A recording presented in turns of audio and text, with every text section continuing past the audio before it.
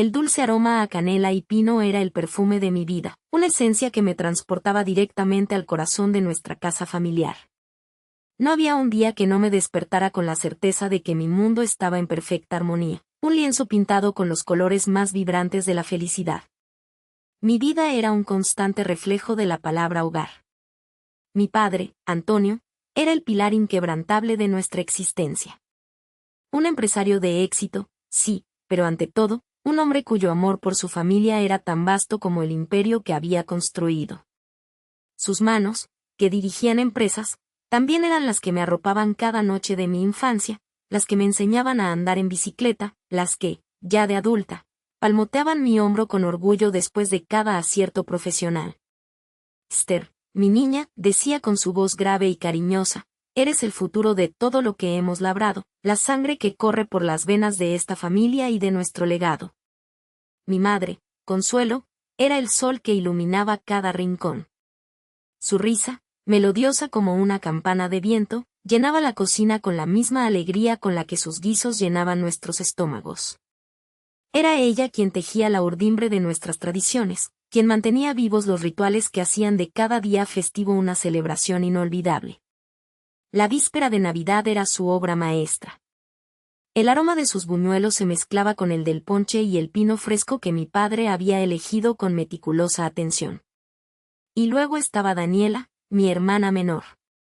Mi cómplice, mi espejo, a veces mi pequeña rival, pero siempre mi hermana del alma. Nuestras discusiones eran tempestas en un vaso de agua, que se disolvían en carcajadas compartidas. Recuerdo 1.000.000 de navidades en las que, envueltas en mantas frente a la chimenea, nos contábamos secretos y sueños, jurándonos lealtad eterna bajo el parpadeo de las luces del árbol. Siempre tú y yo, Esther, me susurraba, mientras afuera, la nieve dibujaba un paisaje de cuento. Me sentía completa, amada, insustituible. Cada conversación en la mesa, cada viaje familiar, cada problema que Antonio me dejaba resolver en la oficina, no hacía más que cimentar mi creencia de que yo era el esqueleto de esta familia, tanto en lo personal como en lo profesional. Mi identidad estaba intrínsecamente ligada a ellos, a esa casa, a esa empresa. La vida no podía ser más perfecta. Estaba exactamente donde se suponía que debía estar, construyendo un futuro junto al hombre que más admiraba, rodeada del amor que creía inquebrantable. La vida no podía ser más perfecta. Estaba exactamente donde se suponía que debía estar, construyendo un futuro junto al hombre que más admiraba, rodeada del amor que creía inquebrantable. Nuestra existencia era una oda al éxito. La mansión en El Viso, en el corazón de la zona más exclusiva de Madrid, no era simplemente una casa, era un testamento de la visión y el arduo trabajo de Antonio. Cada rincón destilaba lujo discreto pero palpable, desde las espectaculares obras de arte que adornaban nuestras paredes, escogidas personalmente en las casas de subastas más prestigiosas de Londres y Nueva York, hasta el jardín de invierno, donde Consuelo cultivaba orquídeas exóticas. Nuestros días transcurrían entre el glamour y la rutina envidiable de una familia hecha a sí misma que había llegado a la cima y que se mantenía allí con una gracia inigualable. Mis armarios, inmensos y meticulosamente organizados, eran un santuario de la alta costura. Dior, Chanel, Versace. Cada temporada, papá se aseguraba de que tuviera las colecciones completas, como si fueran una extensión natural de mi posición. Mi agenda social rebosaba de invitaciones a los eventos más elitistas, galas benéficas en el Museo del Prado, inauguraciones de exposiciones a las que solo asistía la creme de la creme, y cenas privadas en los restaurantes de moda donde las conversaciones giraban en torno a miles de millones, inversiones y rumores de Estado. En aquel mundo, éramos los reyes. Viajes espontáneos a las Maldivas en nuestro jet privado, escapadas invernales a los Alpes suizos, veranos interminables en nuestra villa de la Costa Azul. Para mí, la geografía era solo un telón de fondo para mis caprichos, mi pasaporte, un simple álbum de sellos exóticos.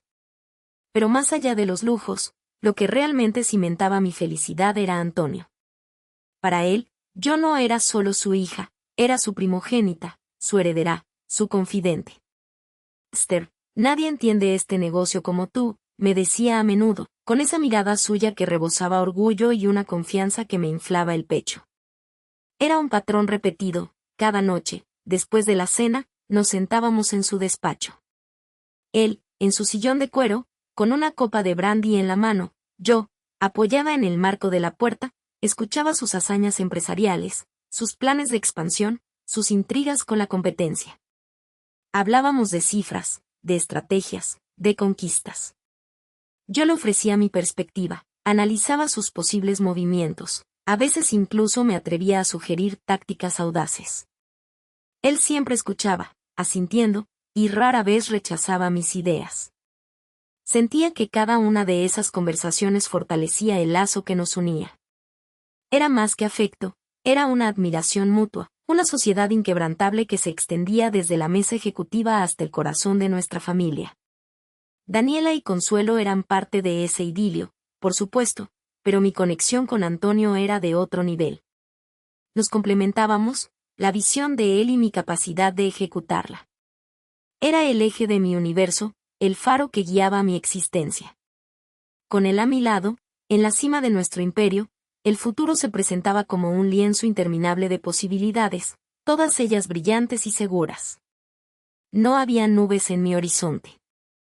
No podía concebir un mundo donde Antonio no fuera mi pilar, mi protector, la fuente de toda mi dicha. Sin embargo, las nubes, aunque imperceptibles al principio, comenzaron a congregarse en el horizonte que yo creía inmaculado. Fue un cambio gradual, casi imperceptible, como el lento descenso de la temperatura al atardecer. Al principio, lo atribuía a la vorágine natural de sus negocios, a la tensión inherente a la cima. Mi padre, el inquebrantable Antonio, empezó a retirarse a su estudio a horas inusuales, su voz un susurro apagado al teléfono, las llamadas prolongándose hasta bien entrada la madrugada. Lo oía desde mi habitación, la cadencia de su voz, a veces tensa, otras casi imperativa. Cosas de trabajo, pensaba yo, encogiéndome de hombros mentalmente. Los grandes negocios no entienden de horarios. Luego, vinieron los cambios de número. Con una frecuencia desconcertante. Una vez, al intentar localizarlo para una consulta urgente sobre un inversor, mi llamada no pasó. Cuando le pregunté, él desestimó el incidente con una sonrisa forzada. Seguridad, hija. En este nivel, la discreción es oro. Sabes cómo son estas cosas. Y yo lo aceptaba, porque Antonio siempre tenía una explicación lógica, un razonamiento inquebrantable que pulverizaba cualquier atisbo de duda. A lo largo de los meses siguientes, la ostentación en nuestra ya lujosa vida se incrementó. Un nuevo Rolls-Royce Phantom apareció en el garaje casi sin previo aviso. Una invaluable escultura de bronce adornaba el salón principal. Comenté su belleza, su singularidad. Antonio solo sonrió, evasivo. Una oportunidad que no podíamos dejar pasar, dijo, sus ojos esquivando los míos. Ni una mención a la proveniencia, al costo, a la estrategia detrás de esas adquisiciones. A mí, experta en análisis de coste-beneficio y flujo de caja, debería haberme parecido extraño. Pero mi fe en su juicio era absoluta. Era Antonio, su visión siempre trascendía lo obvio. La que no compartía esa visión, o al menos no con la misma ceguera, era mi madre, Consuelo. La notaba más nerviosa, pequeñas arrugas aparecían alrededor de sus ojos que no eran por la edad. Sus miradas se clavaban en Antonio, cargadas de una ansiedad apenas contenida. Durante la cena, a veces soltaba comentarios al azar, aparentemente inocentes, sobre los gastos o la liquidez, a lo que Antonio respondía con un resoplido impaciente o un cambio de tema abrupto. «Esther, ¿has pensado en el diseño para la nueva filial de Madrid?», preguntaba él, desviando la conversación a un terreno seguro donde yo siempre brillaba. Mi madre suspiraba, y continuaba con su comida en silencio, sus dedos tamborileando imperceptiblemente sobre el mantel. Una tarde, la encontré en el jardín, con la mirada perdida en el horizonte, algo inusual en ella, siempre tan proactiva y elegante. «Mamá, ¿estás bien?», le pregunté, genuinamente preocupada. Ella se sobresaltó, como si mi voz la hubiera sacado de un trance. «Sí, cariño, solo, pensando. Tu padre, el negocio, es tan complicado a veces». Su voz era un hilo, más débil de lo habitual. «Es Antonio, mamá», le respondí, mi voz llena de la convicción ciega que me acompañaba. «No hay quien le gane. Siempre tiene todo bajo control.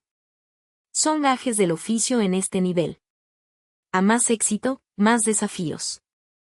Ella me miró, una mezcla de admiración y honda tristeza en sus ojos, una expresión que no supe descifrar entonces.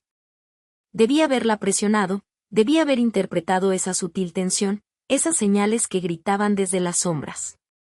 Pero yo era joven, y mi mundo giraba alrededor de mi padre, su éxito era el mío, y sus decisiones, incuestionables. Mi mente era un filtro, una muralla que reinterpretaba cualquier anomalía como una prueba más de su genialidad incomprensible. No había grietas en mi armadura, no porque fuera invulnerable, sino porque me negaba a verlas. La Nochebuena siempre había sido el pináculo de nuestro año, una sinfonía de luz, lujo y la reafirmación tácita de nuestro lugar en el mundo. El salón principal, con sus techos tan altos que parecían tocar las estrellas incrustadas en el mármol, rebosaba del susurro de las conversaciones, el tintineo cristalino del brindis y el aroma embriagador de la trufa blanca y el coñac añejo. Empleados de confianza y algunos socios menores se mezclaban con nuestra familia extendida, todos bajo la meticulosa orquestación de mi madre, Consuelo, quien, a pesar de su usual elegancia, lucía esa noche una sombra apenas perceptible bajo sus ojos. Estaba sentada a la derecha de mi padre, Antonio, el epicentro de nuestra galaxia. Vestía un traje impecablemente cortado, sus ojos brillando con esa chispa de satisfacción que siempre asocié con el éxito. A mi izquierda, Ricardo, nuestro abogado de confianza y un amigo cercano, me dedicaba una sonrisa discreta. Mi hermana Daniela, al otro lado de la mesa, jugueteaba con su copa, su mirada distante como de costumbre. Todo era perfecto, o eso creía yo.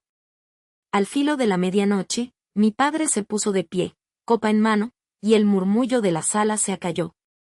Una sonrisa paternal se extendió por su rostro.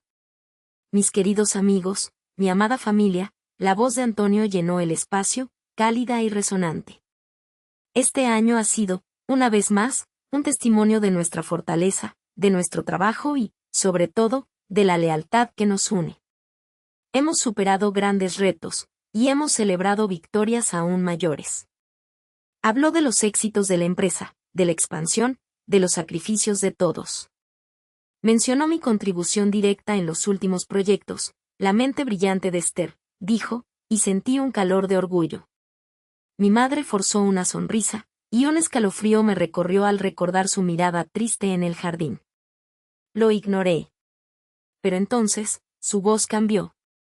La calidez se esfumó, reemplazada por un tono acerado, sorprendentemente ajeno a la festividad. Su mirada se posó en mí, penetrante y gélida. La sonrisa se contrajo, revelando una dureza que nunca antes había visto dirigida hacia mí. El silencio se hizo total, tan denso que ni el tic-tac del antiguo reloj de la pared osaba perturbarlo. Mi corazón, que segundos antes latía con orgullo, ahora se encogía con una aprensión inexplicable. Sin embargo, continuó Antonio, y cada sílaba era un martillo golpeando mi pecho, ha habido una traición en nuestro seno. Una brecha de confianza que no puede ser perdonada. Información confidencial de la empresa, diseños aún no patentados, estrategias de negocio vitales, todo ha sido filtrado al exterior. Una operación de sabotaje, urdida por alguien a quien le dimos nuestra confianza, nuestro apellido, nuestro futuro. Mis ojos se abrieron en shock, intentando discernir su significado, pero mi mente se negaba a procesarlo. ¿De qué hablaba? Su mirada se clavó en la mía, inquebrantable, acusatoria. Y esa persona, eres tú, Esther. El mundo dejó de girar. La trufa, el coñac, el oro y el mármol se desdibujaron en un velo borroso. Mi nombre, pronunciado de ese modo, por la voz de mi padre, era un veneno que paralizaba cada fibra de mi ser. Intenté hablar, mi boca se abrió, pero el aire no llegaba a mis pulmones. Un gemido ahogado se rompió en la quietud cuando mi madre llevó las manos a la boca, sus ojos, antes ausentes, ahora fijos en mí con horror. Ricardo se tensó a mi lado, su rostro una mezcla de absoluta incredulidad y dolor. Daniela.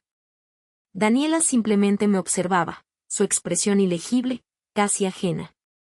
Las pruebas son irrefutables, prosiguió Antonio, como un juez implacable, su voz helada como el acero. Una serie de transacciones sospechosas, contactos clandestinos, y el descubrimiento de registros que vinculan tus dispositivos directamente con fugas masivas de datos. Un crimen calculado, una puñalada por la espalda a todo lo que hemos construido. Mentiras. Eran mentiras, lo sabía, pero las palabras de mi padre tenían el peso de la verdad en esa sala. Por lo tanto, y ante todos los presentes, con el dolor de mi alma, debo hacer lo que es justo para proteger el futuro de esta familia y de la empresa. Esther, a partir de este momento, quedas desheredada. No tienes ya vínculo legal ni financiero con esta familia ni con ninguna de mis propiedades. El aliento se me escapó. Desheredada. El eco de esa palabra rebotó en las lujosas paredes, en los cristales, en mi mente. Sentí frío, un frío que calaba hasta los huesos, a pesar del calor de la chimenea. Empaca tus cosas y abandona esta casa inmediatamente. La voz de Antonio, ahora dura como la piedra, cortó el aire. No se te proporcionará acceso a ninguna cuenta o activo.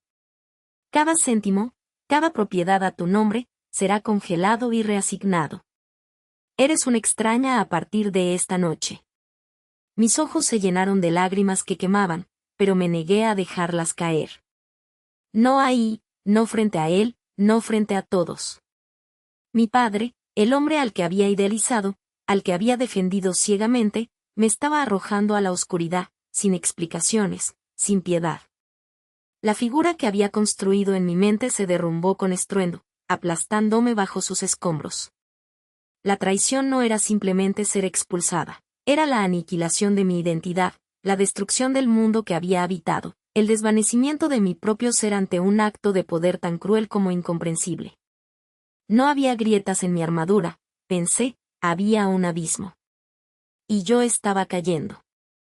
El cuento de hadas había terminado, y la pesadilla acababa de empezar. La orden de Antonio resonó, pero mi cuerpo se negaba a moverse. Era irreal. Mi mente, aún en estado de shock, se aferraba a la fantasía de que esto era una pesadilla de la que pronto despertaría. Pero el tintineo de llaves y el crujido de pasos firmes me trajeron de vuelta a la dura realidad. Dos corpulentos guardias de seguridad se acercaron a mí, sus rostros impasibles, como si estuvieran cumpliendo una tarea rutinaria. Uno de ellos extendió una mano hacia mi brazo, y la sensación de su toque fue como una descarga eléctrica, rompiendo la parálisis. Mamá, mi voz salió como un hilo roto, una súplica desesperada que desgarraba mi garganta. Mis ojos buscaron a Consuelo, que permanecía de pie junto a Antonio, su rostro una máscara de desolación, pero inexpresiva, como si la hubieran petrificado. No había lágrimas en sus ojos, no había un movimiento que delatara piedad. Su mirada se desvió, evitó la mía, enterrando la cabeza en el hombro de mi padre. El aliento se me cortó. Luego, mis ojos se clavaron en Daniela. Mi hermana.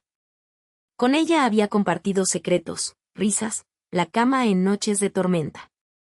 Ella me miró, y por un instante, vi un destello de dolor, una chispa de conflicto interno. Pero se disipó tan rápido como apareció. Su barbilla se levantó ligeramente, sus labios se apretaron en una fina línea, y ella también desvió la mirada, volteándose hacia la pared. La traición en sus ojos fue un puñal más afilado que cualquier palabra. Llévensela, la voz de Antonio era un trueno silencioso que resonó en el amplio salón. Los guardias no esperaron más. Uno me tomó del brazo con una firmeza brutal, el otro por el codo, arrastrándome sin contemplaciones hacia la gran puerta principal. Mis tacones se resbalaban en el pulido suelo de mármol. Resistí con toda la fuerza que me quedaba, pero era inútil. Esto es un error. Papá, por favor, grité, con la voz quebrada por la desesperación. Las palabras se desvanecían en el aire gélido que se colaba por las rendijas de la mansión. No hubo respuesta. Solo el eco de mis propias súplicas vacías. Los retratos familiares, que antes me recordaban un hogar compartido, ahora parecían miradores silenciosos de mi humillación. La puerta principal se abrió de golpe, revelando la oscuridad de la noche de Navidad. Una ráfaga de viento helado me golpeó el rostro, trayendo consigo el aroma a pino mojado y nieve recién caída. Fuera, todo era blanco y desolador. Mis únicas pertenencias eran el elegante vestido de noche que llevaba puesto y los zapatos de tacón que apenas me permitían caminar. Mi bolso, mi teléfono, mis llaves, todo había desaparecido. No tenía nada. Ni un céntimo. Me soltaron bruscamente en el vasto camino de entrada, empujándome hacia la verja de hierro forjado que delimitaba la propiedad. El impacto contra el suelo nevado fue amortiguado, pero el frío se adentró en mis huesos al instante. Me incorporé con dificultad, mis manos congeladas. Al mirar hacia atrás, la imponente fachada de la mansión resplandecía con miles de luces navideñas, una burla cruel a la oscuridad en la que había sido arrojada. La puerta se cerró con un golpe sordo, un sonido que resonó como el cierre de un ataúd sobre mi antigua vida. Ahí estaba, sola. En la calle. Mi propio padre me había desterrado al frío navideño, despojada de todo. Las luces parpadeantes de las decoraciones a lo lejos, la música suave de villancicos que se filtraba desde alguna casa vecina. Todo era un cruel recordatorio de lo que había perdido, no solo mi patrimonio, sino mi familia, mi historia, mi lugar. La desesperación me abrumó, intentando doblegarme. Había tocado fondo, el abismo era inmenso. Pero en la oscuridad más profunda, donde se suponía que no debía haber nada, percibí el frío y duro suelo bajo mis pies. No era el fin. Era la base de una caída ya terminada. El frío de la Nochebuena había dado paso a una helada madrugada que calaba hasta los huesos. No recuerdo cómo llegué a ese banco de parque, cubierto de escarcha, a varias manzanas de mi antigua vida. Mis párpados se sentían como plomo y cada articulación dolía. Cuando el sol pálido se asomó por el horizonte, apenas ofreciendo un atisbo de calor, abrí los ojos a una realidad desoladora. Mi vestido de noche, arruinado y sucio, mis pies descalzos y congelados porque los tacones se habían roto en algún punto de mi deambular sin rumbo. El hambre me roía las entrañas y la sed me quemaba la garganta. Estaba perdida, sin dinero, sin hogar, sin esperanza. Me incorporé con un gemido, sintiendo el crujido en cada fibra de mi cuerpo. La cabeza me daba vueltas. Necesitaba un milagro, una mano amiga. ¿Pero quién? Mi mente corrió a Ricardo, mi único verdadero amigo. Quizás él. Pero la amargura de la traición de mi propia sangre me pesaba más que el frío. Mis padres, Daniela, todos se habían vuelto contra mí. Arrastré los pies por las calles desiertas, como un fantasma de lo que fui. El mundo se estaba despertando, y con él, la cruda realidad. Llegué a un pequeño kiosco de periódicos, hipnotizada por el olor a tinta y café que se mezclaba con el aliento helado del invierno. Mi mirada se posó en los titulares, y mi corazón se detuvo. La portada de La Voz del Gran Capital gritaba un título en negrita: La desgracia de los Montero. Heredará Esther descubierta en escándalo de robo y adicción. Debajo, una foto mía, de algún evento benéfico, pero distorsionada, mi sonrisa pareciendo una mueca de depravación. Mis ojos. Era yo, pero no era yo. Mis manos temblaron al tomar un ejemplar del montón. No tenía dinero para comprarlo, pero la urgencia de leer era insoportable. Mis ojos corrieron por las líneas, mi aliento se atascó en mi garganta. Esther Montero, la hija mayor del magnate Antonio Montero, ha sido desheredada y desterrada de la familia tras revelarse una serie de graves problemas de adicción que la llevaron a malversar fondos de la fundación familiar para mantener sus vicios. Fuentes cercanas a la familia confirman la profunda decepción y el dolor de los Montero ante la traición de su propia hija, quien, al ser confrontada, reaccionó con violencia y amenazas. Se rumorea que la joven ha sido vista en círculos de mala reputación, arrastrando el buen nombre de la distinguida familia por el fango. La tinta se emborronó ante mis ojos, no por el llanto, sino por la furia hirviente que subía por mi garganta. Mentiras. Todo mentiras. ¿Adicción? ¿Robo? Antonio no solo me había echado, me había destruido. Me estaba asegurando de que nadie jamás me diera una segunda oportunidad. Sentí las miradas de desaprobación de un par de transeúntes, que se detuvieron a leer su propio periódico. Sus susurros llegaron a mí, pobre familia Montero, y ella con esa cara de ángel. ¿Quién lo diría? Dejé caer el periódico, sintiendo una náusea profunda. La humillación era insoportable. De pronto, la esperanza que había sentido la noche anterior se desvaneció por completo. ¿A dónde ir? ¿A quién llamar? Nadie me creería. Mi padre se había asegurado de eso. Había quemado todos los puentes, no solo los míos, sino los del mundo entero hacia mí. Saqué mi mano de mi bolsillo instintivamente, buscando mi teléfono. Nada. Recordaba haber visto la pequeña pantalla en el camino nevado anoche, cuando la seguridad me lo quitó antes de arrojarme. Oh, la ironía. No podía contactar a nadie. ¿Y si pudiera, lo harían ellos? ¿Atenderían la llamada de una adicta ladrona? La ciudad, que una vez fue mi patio de juegos, se sentía como una prisión.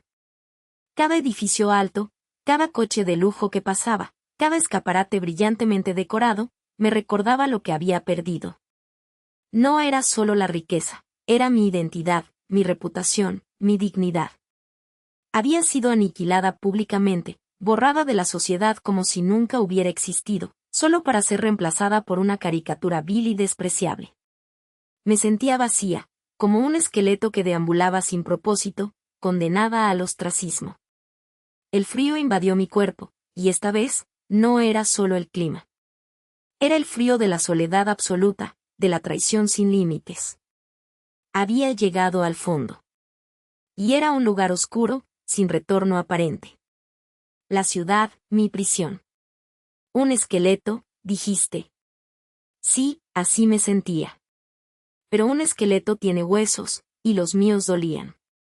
Dolían por el frío que se me metía por cada rendija de la ropa, dolían por el vacío de mi estómago, y dolían por la soledad que me carcomía. La esperanza se había extinguido, pero no la necesidad. Necesitaba un milagro, una mano amiga. Desesperada, busqué una forma de contactar a alguien. Cualquier alma que no se hubiera contaminado con las mentiras de mi padre. Caminé sin rumbo, mis pasos pesados sobre el pavimento helado, hasta que vi una cabina telefónica, un vestigio de otros tiempos. Mi mano tembló al introducir la última moneda que encontré en un bolsillo olvidado. Marqué el número de Laura, mi mejor amiga desde la infancia. Compartíamos secretos, sueños, risas y hasta el primer cigarro. La llamada timbró, un eco vacío en mi mente. La voz de Laura sonó, al principio, con una familiaridad que se sintió como un bálsamo. Diga, dijo, con su tono alegre habitual. Laura, soy Esther. Necesito tu ayuda, susurré, mi voz apenas un hilito. Hubo un silencio. Frío. Cortante. No sé de qué hablas, dijo, su voz ahora distante y extraña. ¿Esther? ¿La que robó a su propia familia? Mira, no sé quién te dio mi número, pero no me llames. No tengo nada que ver contigo, ni con esa gente. Adiós. El clic seco del teléfono fue como un disparo en mi pecho. Llamé a Javier, a Sofía, a primos lejanos que siempre parecieron más cercanos que mi propia hermana, Daniela. La respuesta fue siempre la misma, versiones calcadas de la mentira de mi padre, adornadas con un desprecio apenas disimulado. Pobre Esther, decían algunos. Ella con esa adicción, era de esperarse. Otros, más directos, no quiero problemas con Antonio. Ya sabes cómo es. Lo siento. Se disculpaban por colgar, no por mi dolor. Sus voces, una procesión de almas perdidas, eco de la difamación que Antonio había sembrado como semillas de veneno en cada oído. Se secaron, se marchitaron, se cerraron. Cada rechazo era un clavo que martillaba mi ataúd. Mi familia, mi círculo, mi mundo íntimo, se había vuelto una fortaleza infranqueable. La noche cayó como una losa de plomo. Sin un lugar a donde ir, sin dinero, sin voz que me respondiera, me encontré sentada en el frío concreto de un callejón oscuro, el viento helado penetrando cada capa de mi ropa prestada. El estómago me gruñía, un recordatorio constante de mi patética condición. Los coches pasaban, sus luces brillantes, sus ocupantes ajenos a mi miseria. Recordé las cenas en casa, los platos rebosantes, el calor de la chimenea. Ahora, la calle era mi cama, las estrellas, mi techo cruel. El hambre se volvió un dolor punzante, insoportable. Por la mañana, arrastrando mis pies, mis ojos se llenaron de vergüenza al ver la fila frente a un comedor de beneficencia. Yo, Esther Montero, la heredera de un imperio, ahora esperando una sopa caliente. Las miradas de lástima de los voluntarios, el olor a comida barata, la aceptación tácita de mi nueva realidad, todo me quemaba. Sentí mis mejillas arder, no por el frío, sino por la humillación. Pero comí. Cada cucharada era un trago amargo de orgullo y desesperación. Mi vida se había convertido en una pesadilla de supervivencia, una donde cada día significaba buscar un refugio frío y una migaja para sobrevivir. No era solo la riqueza lo que había perdido, sino la humanidad con la que me veían. Era una sombra, una paria, despojada de todo, incluso de mi nombre. Había caído al fondo, lo más profundo. Y desde allí, solo quedaba ver las luces de la ciudad, los lujos que una vez fueron míos, y sentir cómo la indiferencia del mundo me devoraba lentamente. Después de esa sopa, la humillación se convirtió en mi alimento diario. Cada amanecer traía consigo la misma agonía, la búsqueda desesperada de algo, cualquier cosa, que me permitiera sobrevivir.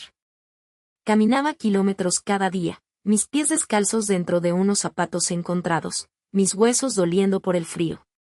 Tocaba puertas, me ofrecía para limpiar, lavar platos, lo que fuera.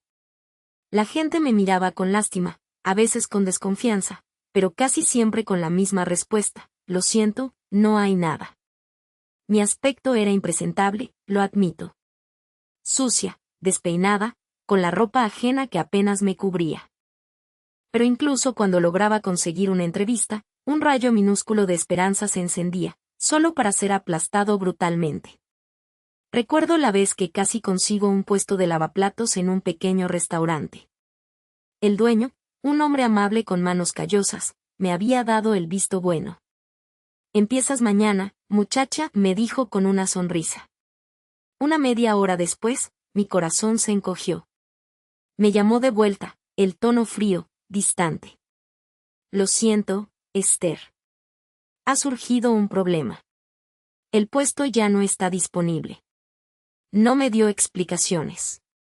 Solo un lo siento hueco. No fue solo una vez. Una semana obtuve un trabajo como repartidora de volantes, pero al día siguiente, el supervisor me despidió con una excusa absurda sobre mi lentitud. Otro día, me ofrecieron limpiar en una oficina por la noche, y de repente, la persona a cargo dijo que habían cambiado de planes. La situación se repitió una y otra vez. Se cerraban todas las puertas. No podía ser casualidad.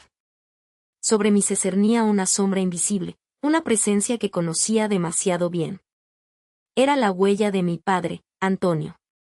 Él no solo me había expulsado, ahora se aseguraba de que cualquier intento de levantarme fuera pisoteado. Quería mi miseria completa, prolongada, para que sirviera de ejemplo. La desesperación me llevó a mendigar. Eran monedas sucias, miradas de asco, pero eran monedas. Guardaba cada céntimo con recelo, escondiéndolo bajo una piedra, en el dobladillo de mi ropa, en el fondo de una lata vacía. Pero el destino, o la mano de mi padre, se encargaba de que nunca me duraran. Pequeñas sumas, apenas lo suficiente para un pan rancio o un café caliente, desaparecían misteriosamente. Una noche, tras un día entero de esfuerzo, conté mis míseras ganancias, unos pocos euros. Los escondí bajo el ladrillo suelto en la esquina de mi callejón. A la mañana siguiente, el ladrillo estaba en su lugar, pero el dinero había volado. Ni rastro. Sucedió más de una vez. Sentía que me observaban, que cada uno de mis pasos era monitoreado. No era solo la indigencia, era el acoso silencioso y persistente de un hombre que se negaba a soltarme, incluso en mi caída. Cada día era una nueva tortura, una confirmación de que mi padre no buscaba mi arrepentimiento, sino mi aniquilación. Estaba atrapada en una pesadilla de la que no podía despertar, arrastrándome por los márgenes de la ciudad que antes fue mi reino, mientras mis lujos se desvanecían, y con ellos, mi última brizna de esperanza.